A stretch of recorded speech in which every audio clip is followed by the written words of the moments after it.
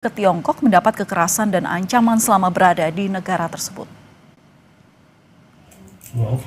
Korban menceritakan awalnya dirinya tergiur untuk bisa bekerja di Tiongkok dengan gaji besar.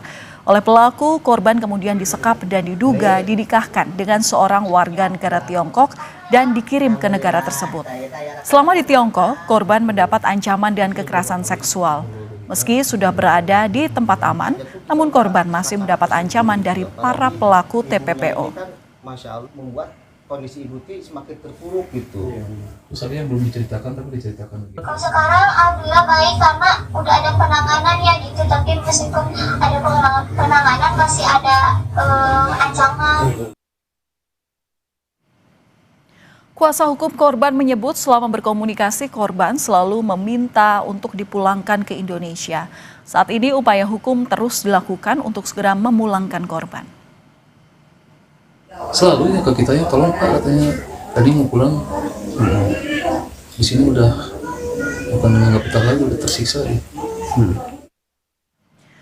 Terkait kasus TPPO yang menimpa pekerja migran Indonesia asal Sukabumi yang terjadi di Tiongkok, kita sudah terhubung dengan Koordinator Pengelolaan Pengetahuan Migrant Care, Trisna Dwi Yuni Arista. Selamat malam Mbak Trisna, salam sehat selalu, apa kabar? Baik Mbak, selamat malam. Iya Mbak Trisna, melihat dari kasus ini apa yang bisa Migrant Care jelaskan tentang modus-modus perekrutan ilegal seperti yang dialami oleh RR dari Sukabumi?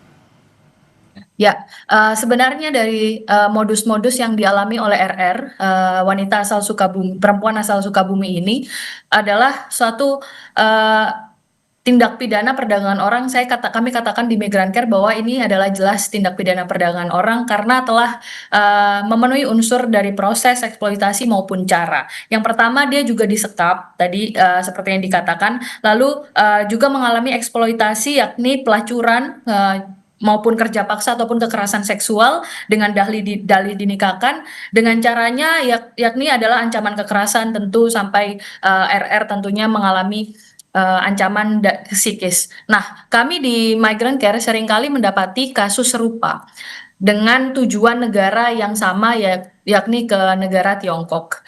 Ini kami sebut biasanya pengantin pesanan. Jadi para perempuan diiming-imingi gaji tinggi bekerja di Cina, lalu mereka ternyata untuk mengelabui pihak berwenang, mereka dinikahkan. Jadi seolah-olah ini adalah pernikahan lintas negara gitu. Jadi untuk mengelabui dari pihak berwenang agar tindak pidana perdagangan orang itu tidak terlihat begitu, Kak. Tapi kalau melihat dari kasus ini, sepertinya seolah kenapa kasus pekerja migran ilegal dan TPPO ini tak pernah usai. Sejauh mana sebenarnya kesadaran masyarakat, terutama calon pekerja migran, tentang resiko perekrutan ilegal ini, Mbak Trisna? Oke, baik. Kami biasanya di Migrant Care atau sedang kami kampanyekan memang menyebut bahwa bukan pekerja migran ilegal, tapi unprocedural atau undocumented gitu. Karena sekali lagi tidak ada manusia yang ilegal gitu bagi kami. Nah, yang pertama tentunya kami menyayangkan dari pihak pemerintah ini adalah kasus yang selalu terus berulang.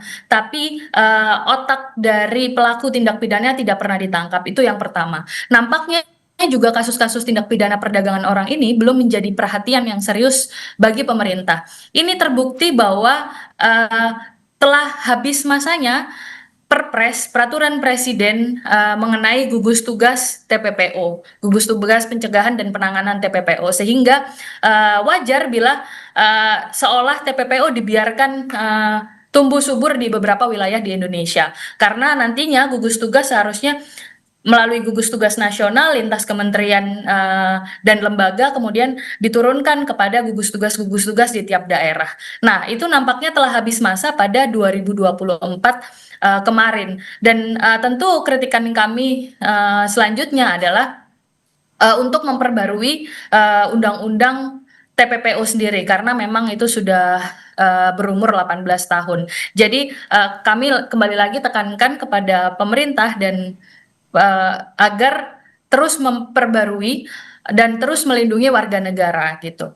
Nah, kemudian kami lihat dalam beberapa portal berita, berita Kompas salah satunya, ada seorang KJRI dari Guangzhou sendiri juga melakukan simplifikasi permasalahan.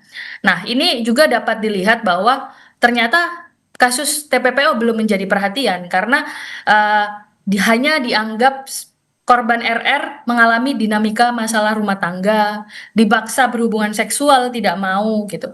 Nah, dalam konteks perspektif korban, tentunya dipaksa berhubungan seksual pun itu adalah tindak pidana kekerasan seksual yang pertama dan harus menempatkan RR sebagai korban. Nah, kami harap diplomat ataupun konsuler dimanapun berada harus menganggap bahwa keamanan dan keselamatan warga negara adalah hal-hal yang utama gitu. Itu juga termaktub dalam kewajiban konsuler sesuai dengan tugas dan fungsi dari masing-masing perwakilan begitu. Oke, Mbak Tresna, apa yang bisa diperhatikan oleh masyarakat Indonesia terutama ketika ingin melakukan perekrutan ini PMI seperti ini supaya tidak terjerumus pada kasus-kasus yang kemudian sama, karena memang tidak bisa dimungkiri tantangan kita saat ini adalah keterbatasan pekerjaan begitu, dan otomatis rekrutmen pekerjaan itu menjadi hal yang pasti paling dicari oleh masyarakat.